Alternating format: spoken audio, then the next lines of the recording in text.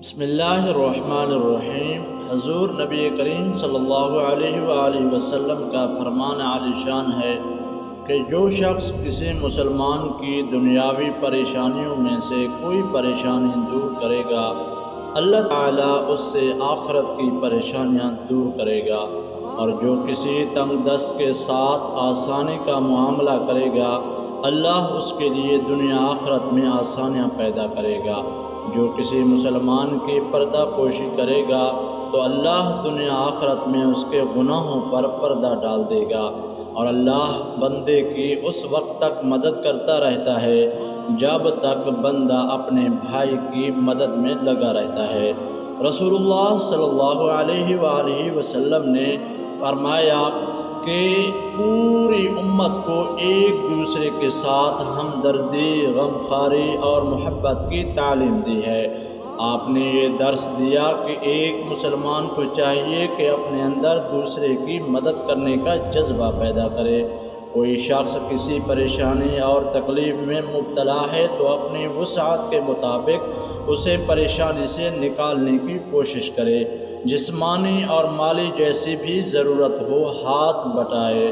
ایک مرتبہ حضرت عبداللہ ابن عباس رضی اللہ تعالیٰ عنہ مسجد نبوی میں اعتکاف کر رہے تھے۔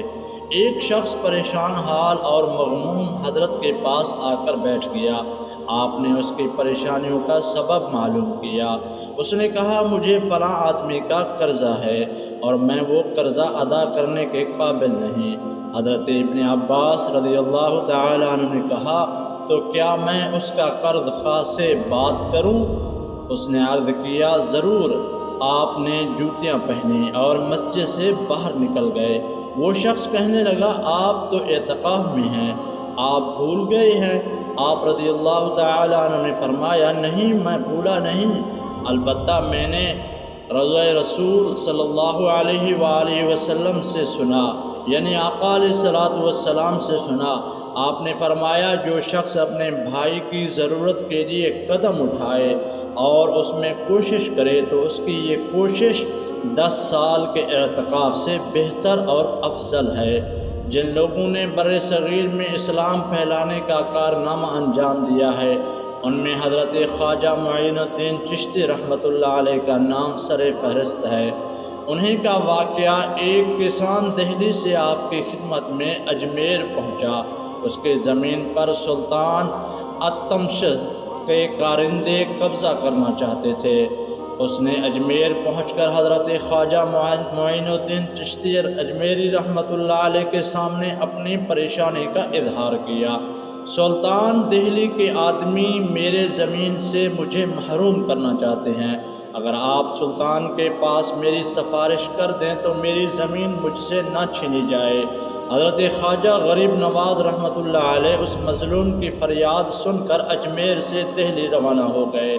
اس کے خلیفہ خواجہ قطب الدین بختیار کاکی رحمۃ اللہ علیہ کو خبر ملی، حضرت دہلی تشریف لا رہے ہیں۔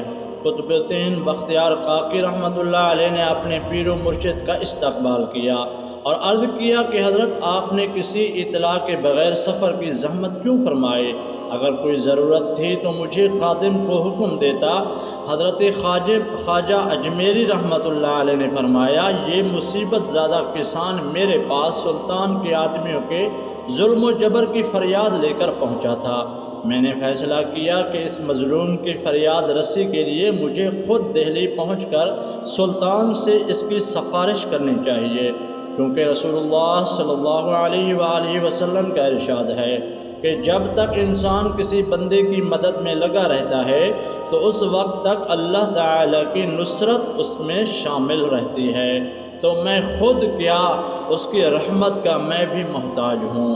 حضرت انس رضی اللہ تعالیٰ عنہ سے روایت ہے کہ رسول اللہ صلی اللہ علیہ وآلہ وسلم نے ارشاد فرمایا، ساری مخلوق اللہ تعالیٰ کی عیال ہے، اس لیے اللہ تعالیٰ کو اپنی ساری مخلوق میں زیادہ محبت اس شخص سے ہے جو ان کے یعنی عیال یعنی مخلوق کے ساتھ حسن سلوک کرتا ہے۔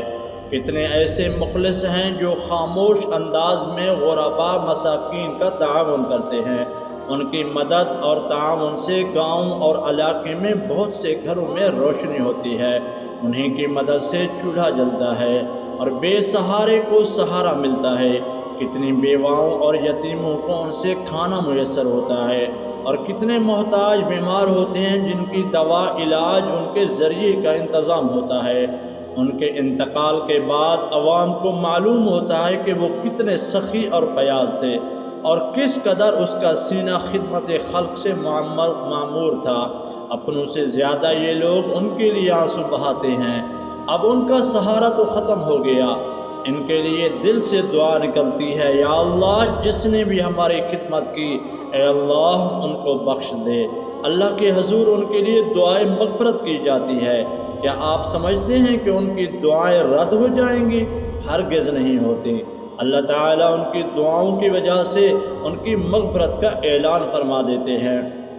حضرت انس رضی اللہ تعالیٰ عنہ سے روایت ہے کہ رسول اللہ صلی اللہ علیہ وسلم نے ارشاد فرمایا، قیامت کے دن جب اہل دوزخ صف بنا کر کھڑے کیے جائیں گے، اس وقت ان کے پاس ایک جنتی گزرے گا تو ایک دوزخی کہے گا، اے فلاں کیا تو مجھے جانتا نہیں؟ میں وہی ہوں جس نے تجھے ایک مرتبہ شربت یا دودھ وغیرہ پلایا تھا۔ اور انہی میں سے ایک کہے گا، میں وہ ہوں جس نے تجھے ایک مرتبہ وضو کے لیے پانی پیش کیا تھا۔ تو اس پر وہ جنتی خدمت کے بدلے میں اللہ تعالیٰ کے حضور اس کی خدمت کرنے والے کے لیے شفاعت کریں گے، اللہ تعالیٰ ان کی شفاعت قبول کر لیں گے، اور اسی طرح وہ اس بندے کو جنت میں داخل فرما دے گا۔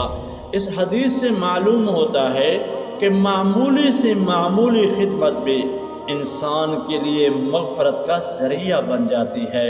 اس لیے ہر شخص کو اپنی وسعت کے مطابق اس میں حصہ لینا چاہیے۔ کوئی ضروری نہیں کہ ہزاروں اور لاکھوں روپے کے ذریعے مدد کی جائے، بلکہ آپ کو جس قدر طاقت ہو، جتنی آپ کے پاس گنجائش ہو، اتنے ہی تعاون کریں اور لوگوں کے دکھ درد مٹانے میں اپنے وسائل کو صرف کریں۔ اور اگر آپ کے پاس مالی تعاون کی طاقت نہ ہو تو کم از کم جانی اور بدنی تعاون کریں، کسی کا بوجھ اٹھا دیں، کسی کو راستہ بتا دیں، کسی کے کام میں ہاتھ بٹائیں، یا کسی پریشان حال کی پریشانی کا ازالہ کے لیے دعا فرما دیں۔ سارے کام خدمت خلق میں شامل ہیں اور یہ مغفرت کا ذریعہ بھی بن سکتے ہیں۔ غرض جس طرح بھی ہو سکے لوگوں کو نفع پہنچانے کی کوشش کریں، ایک بہترین اور پسندیدہ عمل ہے جس سے اللہ تعالیٰ کا قرب اور نجات کا راستہ حاصل ہوتا ہے، اور ایسے لوگوں کو اللہ تعالیٰ دنیا میں بھی عزت کی زندگی عطا فرماتا ہے۔ اللہ پاک ہمیں اپنے مخلوق کی خدمت کرنے کی توفیق عطا فرمائے، آمین۔